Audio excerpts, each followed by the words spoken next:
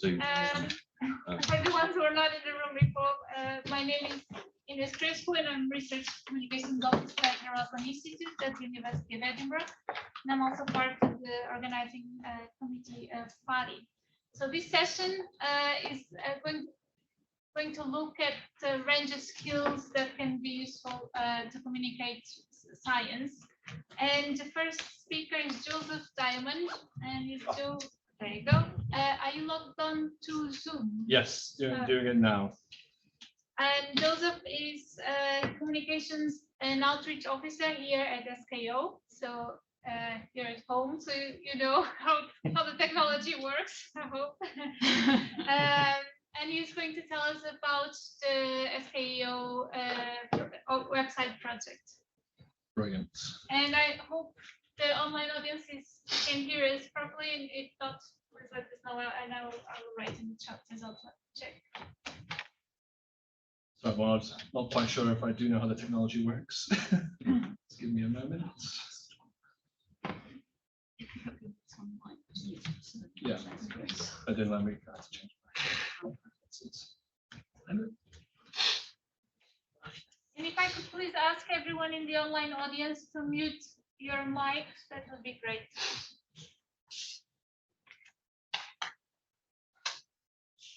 Okay.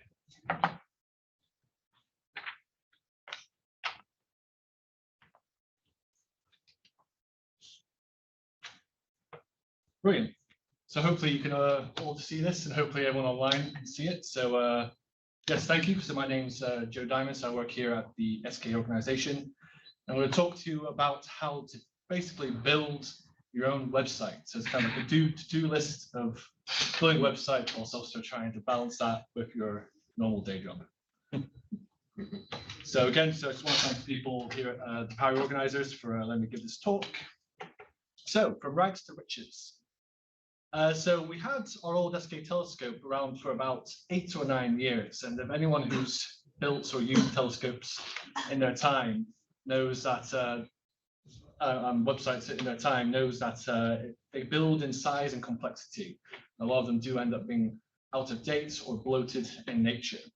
So from 2020, we had funding available to try and redesign our new SKO website, and this was a perfect time for us because at the time we had a whole new rebranding of our organization, so with the new logo and all the brand guidelines that came with that, and also becoming an IGO.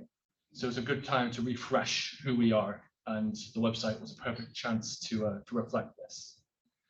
So almost over a 2-year period now, the website has now been launched to overall quite positive feedback, which is fantastic because it can be sometimes a mixed bag. But this talk is now just going to detail basically how to do this yourself from a more humble to a larger scale kind of project. So these are some screenshots I just wanted to post of our old website. So it was a WordPress website, but it was quite limited in the structure. We could only do these blog style kind of pages, but nothing else special could be done. So now we have our much more visually exciting and pleasing website, was also trying to reflect this idea of it being easy to find information, whilst also being useful for not only our community, like the science community, but also inspiring for the public. And see some other detailed pages I'm showing now as well. Okay, so how do you do this? So first off, you start by building what's called a scope of work. So in your scope of work, you want to try and be as detailed as possible. So I worked with my team here in our various departments on trying to focus our vision and the requirements for the website. So some of the things that we took into consideration was functionality, accessibility, navigation, the CMS, so usually Drupal or WordPress. So Drupal is the one we end up going for. It's an open source software. The user experience, so how you actually want your visitors to enjoy and experience your websites. Any third-party software, for instance, our HR department uses a high reserve on the website. How it performs, and how easy it can be modified in the future. So obviously the websites are an evolving project, and we want to try and add things over time so it doesn't stay stale and people want to go back into it. It's exciting. And then finally, languages and fonts. So we are adding a multi kind of like linguality function, and then how the fonts kind of feeds into your brand guidelines and how you want people to interact and view your website. So this was kind of like a document that we had. It was like a 4 or 5 page documents that I can share with the group at a later stage on how to build such a thing. And this has had information all around from all departments on what they needed and kind of like the scope of the project. So then once you have your scope of work, you do what's called a procurement process. So once you have your scope of work, depending on the size of the project, you then go out for tender. So what that means for us and for yourselves, if you're doing this, we used a group of people here called an Ilo Network, so your industry liaison officers. So obviously you may not have this, but what they basically did was in each country, they highlighted a few web companies to send back their details to us. So it was just a name and an email address. We want to try and best represent and give a fair kind of like return of work for our member countries to try and make it equal competition. But for yourself, if like if you're not lucky to have a network like this, just Google website companies. Reach out to make a list of companies either in your country or maybe in neighboring countries, and try and just make a nice little list of companies to reach out to. And because of that, we then made something called a PQQ. So it's a pre-qualification questionnaire. Basically, this is a questionnaire that you just want to send out to them to make sure they're legit. So whether they're actually a website company, they're actually not in any kind of like fraud or bankruptcy, and then they actually can produce some of the functionalities you want. So we got about 30 companies sent to us. So I just got names and email addresses and from around the world. So from UK, from South Africa, Spain, the Netherlands. And then we sent out this market survey, the PQQ. And then out of that 30, we whittled it down to just 12, basically. I think that's 12 who were interested and who could provide the services that we wanted. So from there, you want to then try and approve the supplier and build your website team. So once you're happy with responses, what we did, and I built a panel of kind of experts, and in the previous session, Frank from Astron was on my panel, and we had a few others who then interviewed these final 3 kind of companies that we selected to on a much more specific kind of like criteria. And from that criteria, we kind of like took our averages, and then we voted and chose the best company. So this process, you may think, oh, that's a bit overkill for what I need. But depending on the size of your website project, if you do this, we found that actually doing this process, from the scope of work to the market survey to these interviews and the panels, was great. It worked. We now have a company that we've worked with for 2 years, we still have a great relationship with, and they produced us a fantastic website. And so they've showed that this process really was useful. And in the end, we ended up selecting a Dutch company. And yeah, so they've been absolutely fantastic, because this kind of work, there's a lot of disingenuous companies out there. They'll take your money, they'll build you a okayish website, and then they won't help you afterwards, and you're stuck with something that maybe you weren't so happy with the end product. So it's a tough field to navigate, but if you this kind of like steps did really help us in the end. And then after that, you set up your team. So usually from the website people to for their team, and then our team, just to choose 2 people to be kind of like the main contacts, and you have your teams sat underneath that. So this was kind of like the marking scheme what we had. I can share all these things if people are interested afterwards. As you saw, the Better Work team from Netherlands produced it. There is a pun there, I'm sure. They actually did better work. So, but they ended up being fantastic. And then our team that we built, so I was the product owner, and then on their side, a gentleman called Martin, and then we had our teams underneath. So for instance, Cassie was my content expert, and on their side, they had like their lead developers and whatnot. So then comes the fun part. So working on the actual requirements of your design. So with the developers, you'll rely heavily on their expertise, since this is their domain, this is their bread and butter. So depending on your chosen CMS, so Drupal or WordPress, we want to try and figure out with them all the functionalities and requirements that it's possible, even from your scope of work, and maybe a little bit more, and then the best plan how to work that out with them, and then how to plan your deadlines with upcoming development sprints and whatnot. So some of the main areas we covered were like personas. So we created these through surveying our community. So a persona essentially is looking at the users of your website, the wireframes, how a website's built. As I mentioned, like kind of language options, so the multilinguality of it. Accessibility, so that was a huge part of our website. So we want to make sure that anyone, anywhere can enjoy the websites, no matter who they are or no matter what they're accessing their machine on. So from like I said, the language options to bad internet, to those who may have like certain disabilities. We wanted to try and make sure that all accessibility was catered for, and we're still trying to improve that as well, whilst also trying, I think we'll be audited soon by a company to try and make sure that we have covered those topics, but also if there's ways we can improve it so everyone can enjoy the websites. Again, and much more. So in this area, developers will hopefully go through all the different kind of like aspects of your websites.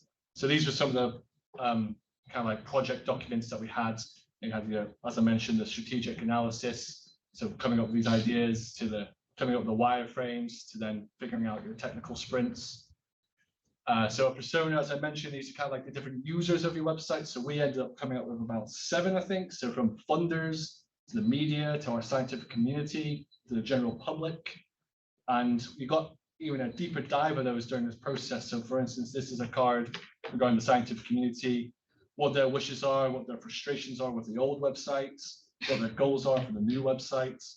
So we built these personas for each one. And again, this is all information that I can help share yourselves when doing this. But building these personas, knowing who is going to use your website is a great tool. And then we had some workflows regarding like how to do language edits, like whether you have it automatic or you do manually. Obviously, it all comes with its own challenges. And then building wireframes, so how you want your website to look and function. And this whole process proved very fun. However, during that process, you may want to curb your own enthusiasm, because you might want to have everything, but then you realize I can't afford everything. So depending on your budget, you try and want to figure out exactly what your top level requirements are, depending on the size of your project. And then from there, once it's all agreed, you just agreed on the timings and the expected delivery of the project, and how to figure out feedback during that process with bugs, or if you're not happy with what the developers have done. And so, for instance, this was something that we developed where like we're trying to rate all the must-haves compared to not to have. We were a bit zealous in all our must-haves, to be honest, but there's some further things where we showed, okay, maybe we don't need all of this as well. And then we figured out like our deadlines and stuff with the team. And as you see there, we weren't sure when we were going live. Like maybe it was going to be around Christmas time. It actually was launched last month. So we're 6 months more than we thought, but it's because we get to the hardest parts. So once you let the developers do their thing, so once they develop the sprints in the website, during this time to try and minimize that hardest part, which I'm going to talk about in a minute, you just want to like make sure all your documentation and all the processes are in place that you're happy with, because you've given these people money. You want to make sure that you're happy with the products that they're delivering. And then at that moment, you want to try and collate your content. So what's actually going to live on your new website. And if you have an old website, or if this is a brand new project, you can try and extract it from your old website, or you want to try and figure out how to do it for your new website. And this is like one of the sign-off sprints we had just to make sure that we're happy. And me and Cassie went through and signed off on a lot of the different functionalities. I feel like a long time ago. Yeah.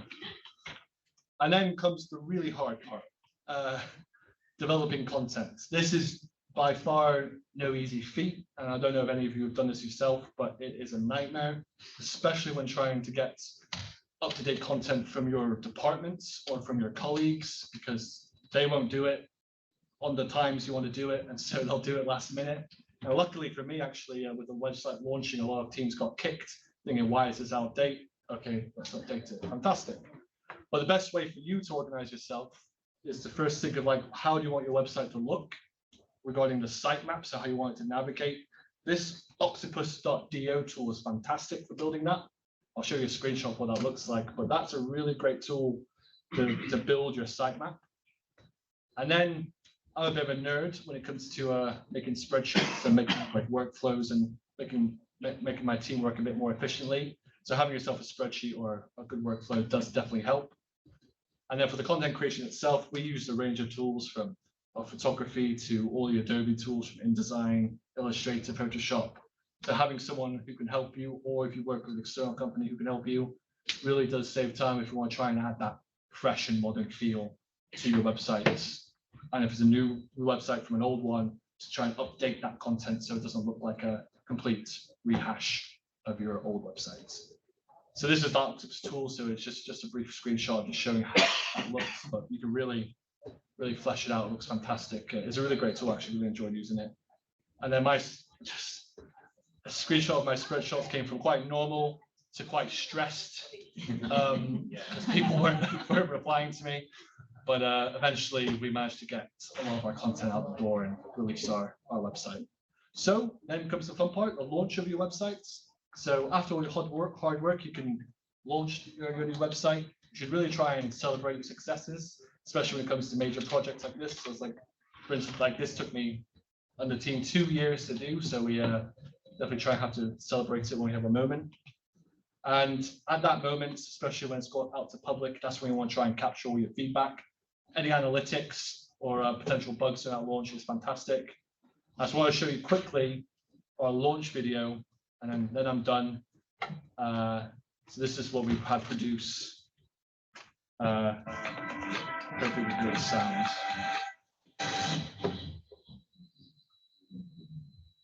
It's got a bit of a Michael Bay kind of vibe to it.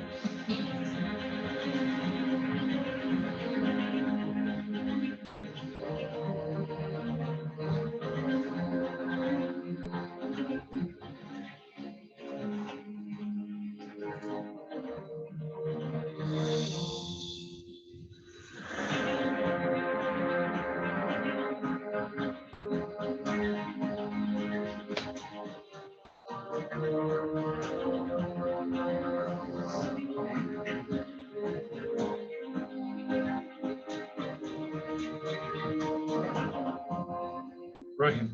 It was quite dramatic. That's the Dutch developers made it, but and brilliant. So I hope you enjoy our new websites and I hope you enjoyed the talk. Thank you.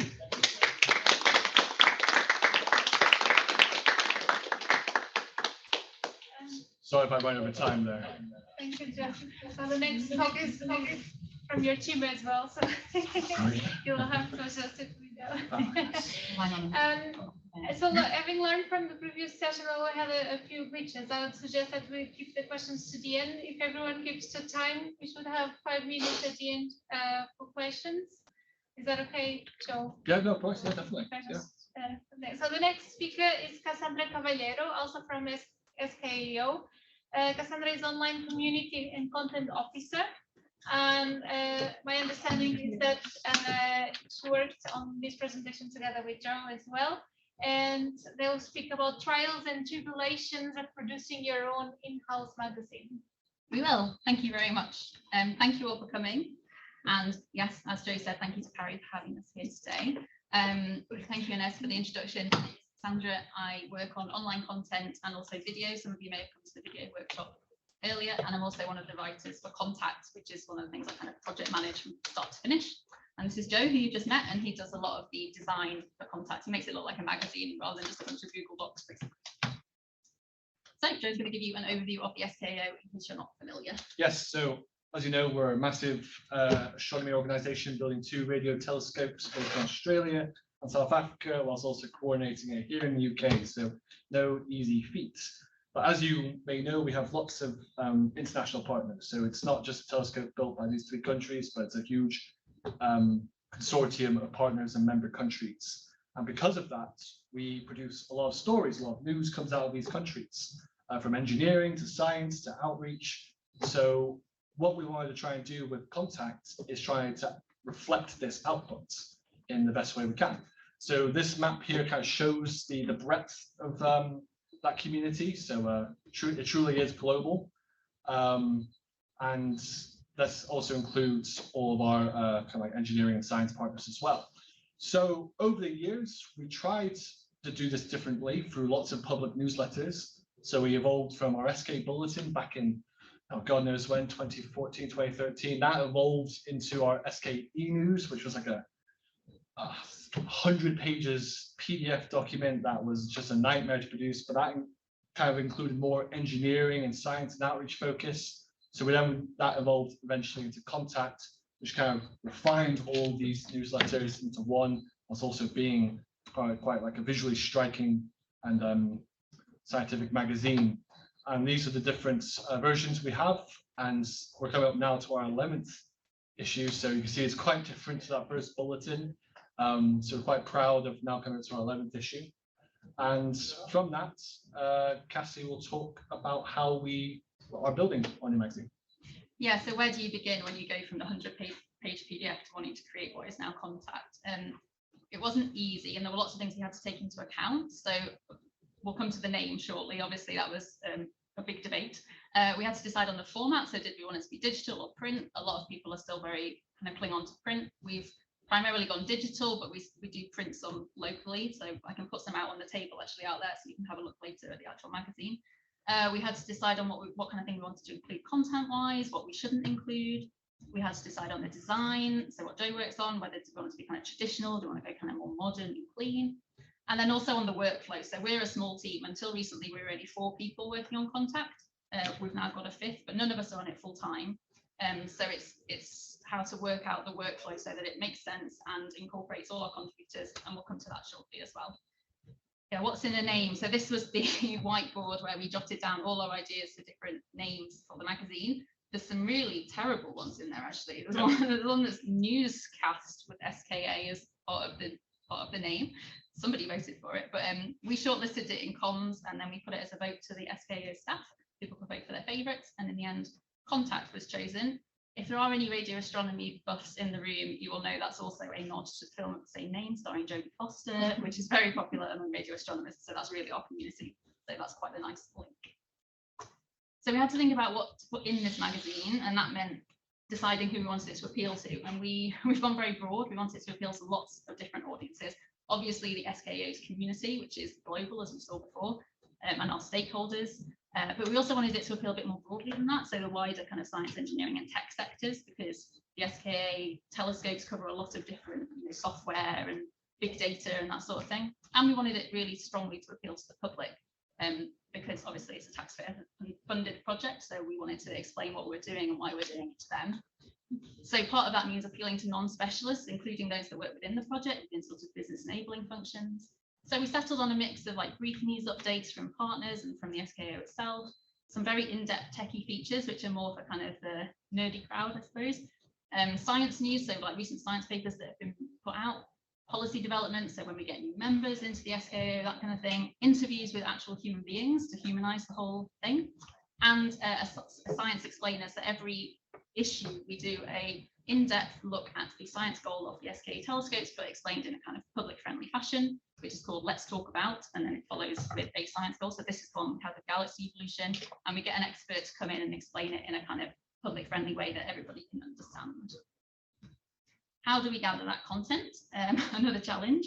What works for us is to keep in regular communication, luckily we're a communications team, with consistent contributors. So we have a network called the SKA Communications and Outreach Network, which predates Contact, which we set up before that. And that's a group of communicators, some of whom are in this room, who are working on the SKA in their institutes, in their respective countries, but they send in contributions from their countries to include in Contact.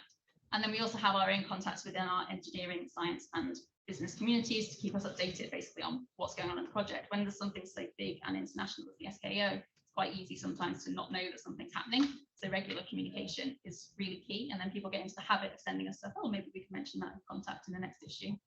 And then obviously, as we're a comms team ourselves, we produce a significant amount of the content ourselves as original content. Just a note on the contributors then, it's a really collaborative process. Obviously, we have to build up these really positive relationships with our different colleagues in different areas. And it's really important. So I do a lot of the editing, and it's really important to me that the contributors are happy with their content, because it's going to have their name on it. We don't want to just take it and say, well, it's our magazine, so we'll just do what we want with it. So there's a lot of back and forth to make sure that they're happy. It's very consultative. And we also try to ensure that there's a kind of broad representation of countries. So because we've got this membership that's spread across the globe, we don't want to have too many contributions from one area and not enough from another. We want to make sure everyone's got the opportunity to contribute. So you can see in this pie chart, we've got primarily the SKO host countries have the most representation, which I think is fairly natural, but there's a good spread of content coming from other countries. That's for the last issue, contact number 10. And flexibility. So we can set all the deadlines we want, but people are working on their own full-time jobs as well. So it's really important to be flexible. And if someone needs an extension, then if we can accommodate that, that's really important. Joe is going to take over on the workflow. Yes, so I seem to be the nerd when it comes to workflows and being efficient, which is fine. But as Cassie said, like, we're quite a small team, so trying to organize ourselves is really important, especially when dealing with quite complex thing that is contact and the amount of like editorial content stories that we have. So best methods we have is we have meetings leading up to the publication and during the process. We have a submission form that auto populates one of our spreadsheets that allows us to liaise with contributors quite easily as well. We have an interactive spreadsheet, so it allows us to be like a one-stop shop for the entire workflow process. So from receiving that first submission to then going through the process to then a final editorial review with our editor, so our boss William, and then we sign up and send out the magazine. And this allows for we also have an in-house design process, so it allows for quite quick and efficient in-person edits. So instead of going out to an agency, we do it all in-house. And this is an iterative process, so it allows for a lot of proofreading for a print-ready version of Contact. So we use Adobe and stuff to do our final amends. And these are some screenshots now of like the submission form that we use, and then feeds into this interactive spreadsheet. It's called Airtable. Don't know if anyone's used it before, but it's really fantastic. So you see things there from we have each story to who's involved, what category, what level it is on the workflow, and then any of the comments, and then maybe some imagery, captions, and kind of like the Word docs for each version. So then we'll talk about how the design has evolved over time. So when we wanted to design Contact, we wanted something that was kind of striking, but also inspiring, but we also wanted the content to be quite snackable and to be visually pleasing and understandable as well. So I don't know if any of you in the workshop this morning, but we wanted to try and frame contents to be quite easy to understand. And we also want to try and stay true to our brand guidelines as well. So as I alluded to, the design work is all done in-house and has been entirely self-learned for both of us, really. And it not only helps develop the skills of our team, of the comms team, but allows us a bit more creative freedom and control over how we want to evolve the publication over time as well.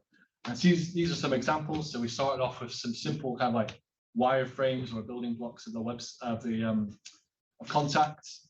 It evolved into this kind of like more bubbly version for our first iteration. And then with the same article, we kind of set on our first kind of like issue this a bit more of a cleaner look. And this was just before we got our new brand as well. So as we got our new brand, we then evolved it furthermore into what you see here, which is a far more visually striking but cleaner look. So like I said, kind of snackable content, whilst also being truer to our brand as well. So you kind of see that evolution over time. And then you want to talk about how we promote it. Yes, so when you've done all that, you've designed it, made it into a magazine, then you want people to read it. So the promotion is another big lump of work that happens after it's been published. So we have a variety of channels that we use. We've got a mailing list, which the public can subscribe to, and you're very welcome to subscribe to as well, that we've built up over time. So that gets, as soon as Contact is published, it goes out to the mailing list, people get it straight into their inbox.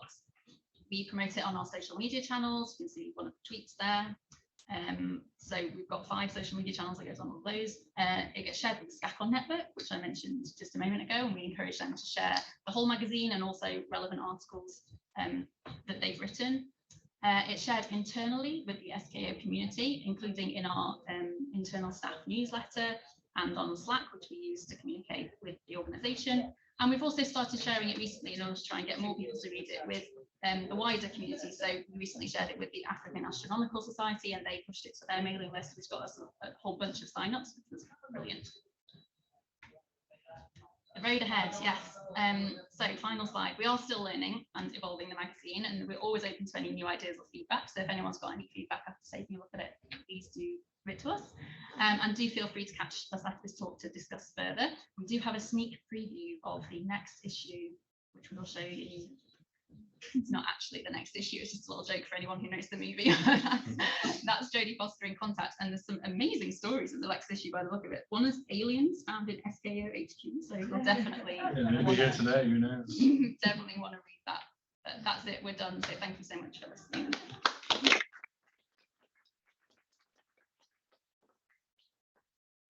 So much. I hope you're not calling us the aliens.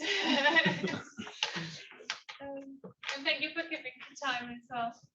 So there are already a few questions on Zoom. Again, I'll suggest we leave them to the end just to make sure that we have time for all the presentations. But just to invite the audience online that you can type your questions in Zoom when we'll pick them up after the at the end of the session.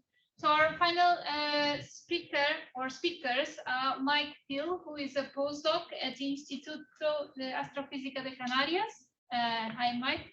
And Matthew Sims. I don't know if Matthew's online. Mike will be first, then it'll be me. Ah, right. So Mike is a science communicator, journalist, and student, and you'll get your results during the Poly conference, so fingers crossed. Well, if I looked slightly distracted during Joe's talk, I apologise, but that's when I got them. But anyway, listen to Mike. I hope this will be good news. You work at the Central Laser Facility of UKRI STFC.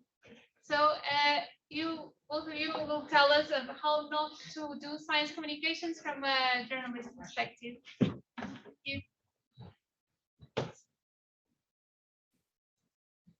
So I think that got a bit confused and mixed. Hopefully you can hear me okay. So I want to talk about Wikimedia. It's a bit odd to give this talk remotely because I've been working at Jodl for a long time. I visit a lot nowadays. I'm no longer there. But I do this as a volunteer, and when you're a volunteer, getting transport reimbursement is a bit more tricky. So this is a remote talk. So everyone knows Wikipedia, so I'm not going to use that. I hope that's okay. Basically, it's very high profile, very high readership. Everyone knows it in the world. It's one of a set of Wikimedia projects. So there's actually over 200 different Wikipedias in different languages.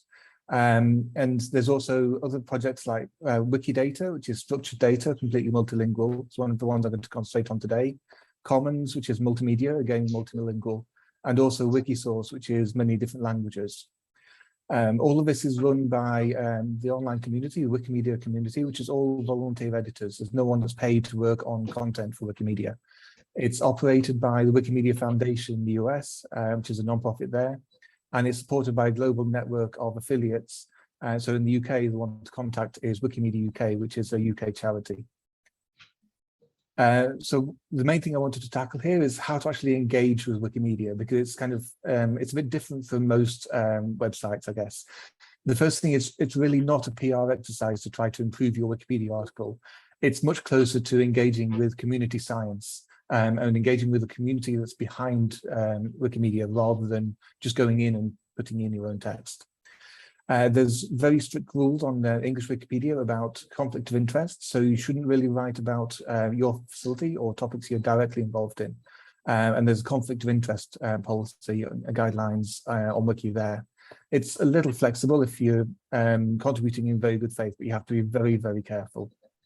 That's a bit different from uploading images to Commons or adding data to Wiki Data, which is normally okay.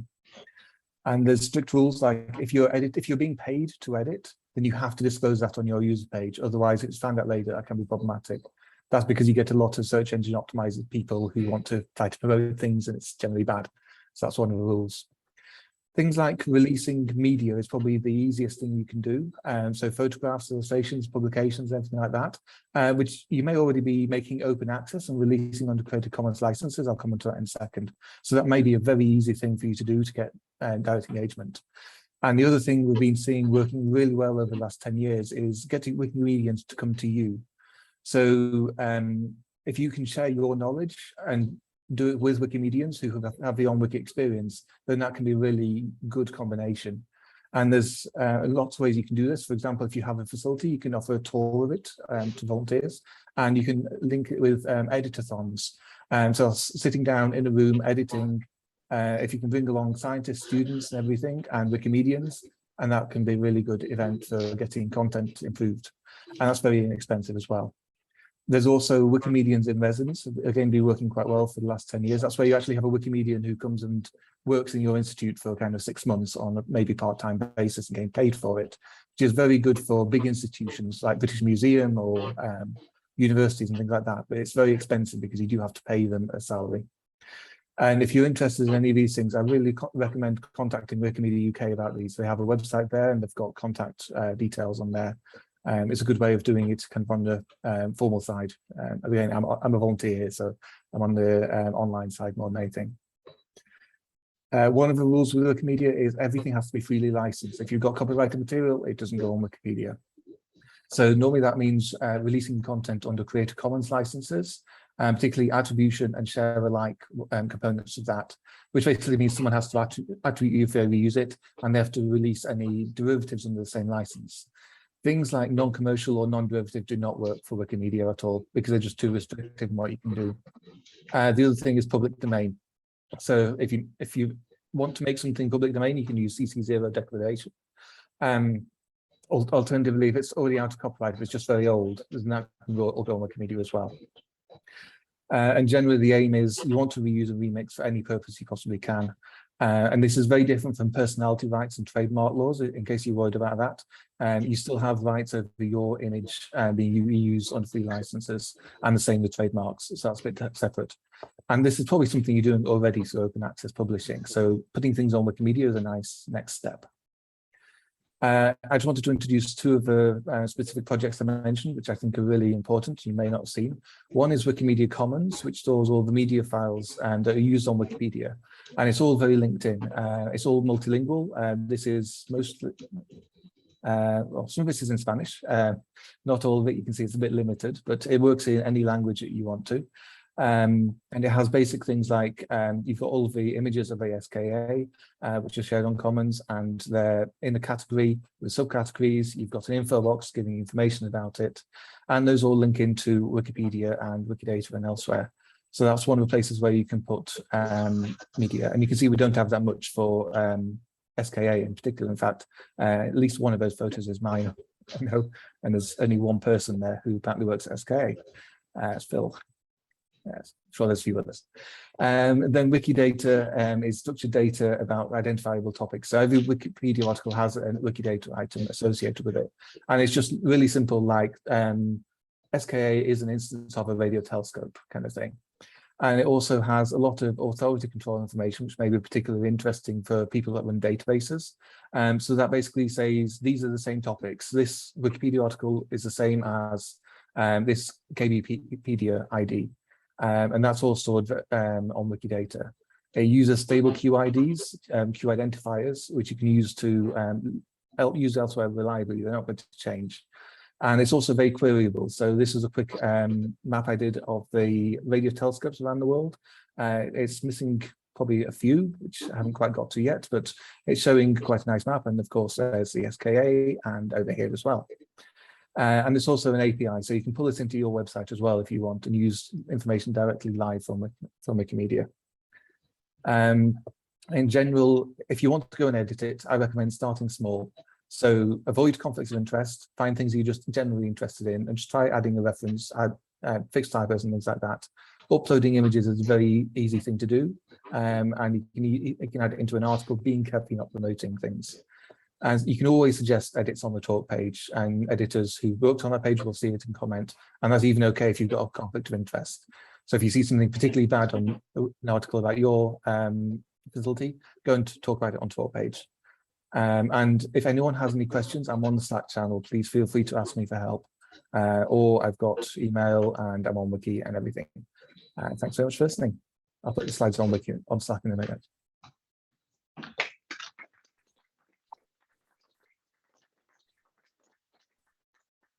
sorry, I obviously misread the app and thought that two presentations go together. Thank you so much, Mark. So I've introduced the next speaker, so that's some time there. So the story is yours. Thank you.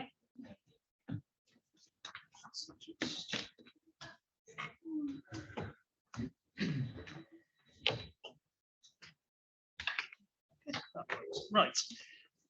So I sort of got into science communications largely by accident. I'm a broadcast journalist by training, but I have just finished a degree in computing and physics, and the two only really go together by sort of falling into science communications. That's how I ended up doing the job that I do at the moment, working at CLF. Central Laser Facility is down at Rutherford Appleton Laboratory in Oxfordshire. We are about using lasers to do science. So this isn't lasers like the thing you get in your CD player. These are big, expensive, dangerous, quite scary things that you use to do really quite fundamental physics. So we can create the conditions that you would get in a supernova in a lab. We can image the nuclear pores on the nucleus of a cell. Two sort of extremes, but that's the kind of thing that goes on there. We're a user facility, so we're not doing that ourselves. So a big part of mine and Helen's role, which I'm not going to talk about today, is about engaging with our user community and promoting the facility and saying why you should come and do your science with us. The bit that I am going to talk about is more the journalism and the media part, which is about how you communicate this kind of really specialist science to literally the general public. So when I go on the radio of a morning and I read a 2-minute news bulletin to the 500 and whatever it is, 1,000 people who listen to our breakfast show, how can I communicate these really complex science news stories in a way that is accessible to them? But also, how can you guys, science communicators, get your stories into that kind of news bulletin? How can you reach that audience? And that's really the distinction between communications and community management.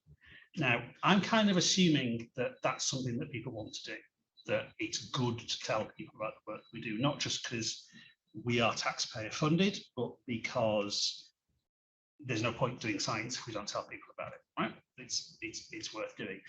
But I see the statistics for the social media account we run at CLF. I see how many people read it, and it's a tiny fraction of the general public.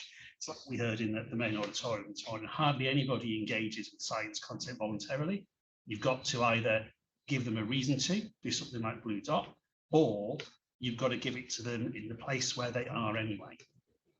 So that really, I would argue, is where journalism comes into it. It's if people are watching the TV news anyway, then the chances are, or if they're listening to the radio anyway, then the chances are that you're going to get to them if you can get your science into that position. There's a caveat that I would give to that, which is that the context of trying to do news media at the moment has changed dramatically from where it was a few years ago. I want to touch a bit more on this in a minute, but it's politics with a small p, essentially. So everybody has an agenda, including me. I will touch on that in a moment. And you've just got to bear in mind that bigger picture of how the news industry works to think about how you can get somebody like me talking about your science in the media. So what I'm going to do is I'm going to give two sort of examples, and then I'm going to sort of summarize things a bit. So as I said, or as was on that slide before, the majority of my journalism I do for an organisation called Gadio, which almost certainly none of you will ever have heard of. Despite the fact it's based up in Manchester, and we have an audience, as I say, we have roughly 500,000 people listening to the stuff we put out every week. So it's not a small organisation, but it's a very niche audience. And it's an audience that you wouldn't necessarily think about has a place when you're talking about doing science communication.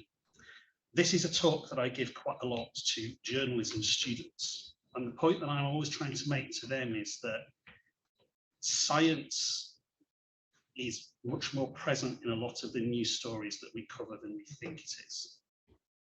So this is an example, and this is it's an ongoing thing. This is not my news item. This is one I borrowed from one of my colleagues a few weeks ago. And it's about blood donation. And you may or may not be aware that there are rules around when people who, or specifically men who have sex with men, are allowed to donate blood. And that rule is there for a very good reason. That rule is there because that group of people are more likely to be HIV positive than the general population. But it is perceived as being discriminatory. However, that is all the space that you get to tell that story in a news bulletin. There's very little room for nuance. There's very little room for explaining anything. So that's that. The actual facts of the story are here. And this is one of the things that I want to make very, very clear is that it's not, one of the frustrations I hear from scientists a lot, and I was talking about this on the radio and I got criticised for being scientific. I got criticised for actually putting scientific points of view. But had I read that, I would have been criticised. Like, finding the balance is very, very difficult. The facts are there, but there isn't the space to tell them in the 13 seconds that you get to tell a news story. Okay. The other point that I want to make with reference to this example really is this. Now, this is an email I had this morning from Ofcom. You've probably heard of the principle of journalists having to be impartial. What that means is that we have to be balanced. Okay. If I go back to the blood donation example, all right, that means I can't just tell it from a scientific point of view. I can't say there has to be a rule that discriminates against this group of people because I have to give the opposite point of view. Now, as a science communicator, that offers an opportunity, and it offers an opportunity for, if you've got research going on, if you've got knowledge that is relevant to this, I'm legally required to give you a voice on that story. So if there's something relevant to your area of research that you see in the news, and you get in touch with me and you say, look, I'm an expert, right? You're not saying something that's really important. I have no option but to give you time on air to tell that story, right? Two reasons. One is if I don't, I'm going to lose my job. The other is if I don't, this kind of thing is going to happen, and the organisation that I work for is going to potentially lose its broadcasting licence, right? So that's the first example that I wanted to give. The second example I wanted to give is sort of a how not to do it more than a how to do it. So a few years ago, I go into work one day and I've got 1,000,001 emails and there's loads of news stories about, oh, this guy has been cured of HIV, right? That is not accurate because it doesn't tell the whole story, right? Yes, he had been cured of HIV. He'd been cured of HIV because he'd had leukemia and he'd had a bone marrow transplant, and the donor of the bone marrow had happened to have a genetic mutation that confers some level of immunity to HIV, right? But nowhere in these headlines does it emphasize the fact that this has happened because it was incidental. Yeah, it wasn't part of it wasn't the reason for it. Yes, it's interesting research. As a scientist, we can appreciate that this is a really valuable thing to understand. But the headlines that are there are quite inaccurate. And there's a couple of points that I want to make here. Sky News and The Guardian, respected news organisations, but the other two pictures on there are from The Lancet, which is a scientific journal. Okay. Now, I'm unusual as a journalist in that I have some scientific knowledge. By no means am I an expert in this subject, but I know how to read a journal article. Right? Most journalists haven't done anything to do with science since they were at high school. And for a lot of journalists, that was decades ago. So that kind of nuance in those stories is massively problematic. simply because I'm going to skip past it and I'm going to go, okay, that's a really exciting headline. It's not boring. It's going to get the attention of my audience. It's going to get them to listen to my podcast or click on my article. That's going to help me keep my job and pay my salary. And that ultimately is the business that we're in. So if, as a science communicator, you're communicating with a journalist, my, for want of a better phrase, plea to you is make it easy for the journalist to tell the story that you want them to tell. Try and avoid, not try and avoid nuance, that's not really what I meant to say, but try to make sure that you stay on that message that you want people to give. Try and make sure that you are very, very clear about what your research means and what it doesn't, so that it's really easy for me to tell that. There's a kind of a question at the end there, which is how do we communicate the scientific method? And this is one that I just don't know the answer to. Science changes over time. And a really good example of that over the last couple of years has been COVID. I remember sitting down at the start of the COVID pandemic on the radio and talking over an audio clip of Sir Patrick Vallance saying in a press conference, there is no evidence that wearing masks protects anybody from COVID. We know that there is no evidence doesn't mean they don't work, it just means nobody studied it yet. But what the audience here is, they don't work. Fast forward 6 months, and when we're telling people you need to wear masks, how can we get across to an audience that level of nuance that actually doing good science means that sometimes we have to accept we're wrong, that what we took as established fact has changed? That's a thing that audiences, in my experience of being a journalist, find quite difficult to deal with, because you've told them one thing is true, you're now asking them to believe that something completely different is true. And that's really, really difficult for people. This is the final point I want to make, and I've touched on this a couple of times. So if I'm doing a news bulletin,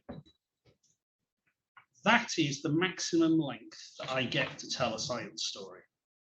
Right, that's from the first pictures of the James Webb Telescope being published the other day. That's it, 2 sentences. I get 13 seconds to tell each story on average. Okay. I would challenge, well, my challenge to you to go away and think about is, if you think about a piece of research that you've done, if you think about the kinds of points that you want to get across to the public about your research infrastructure, about a project that's happened, about whatever you want to get across, is how can you condense that into 13 seconds? Because that's all you get. Okay. To give you just an example, a very practical example, while I've got 30 seconds just to share this. If I can find it.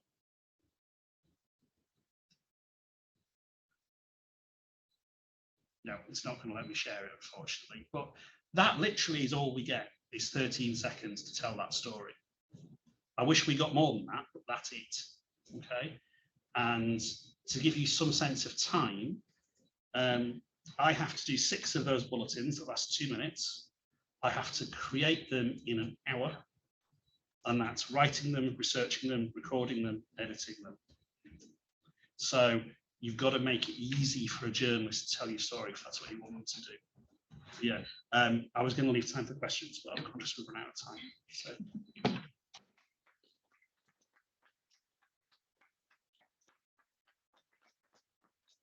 And apologies again for having destroyed the program. So unfortunately, again, we don't have time for questions. And what I would suggest is that, because people are still on Zoom, whether you could share, for instance, your email address if you'd like to answer a question. We could answer them in the Slack channel if that would help. If people are on Slack, I could copy them across now. So, okay, that's great, thank you. And also, again, so Slack is there, so people can communicate through there, and the people are here in person, so we're not going to be the job open, so it's continue the conversation there. So thank you so much, everyone. Thank you.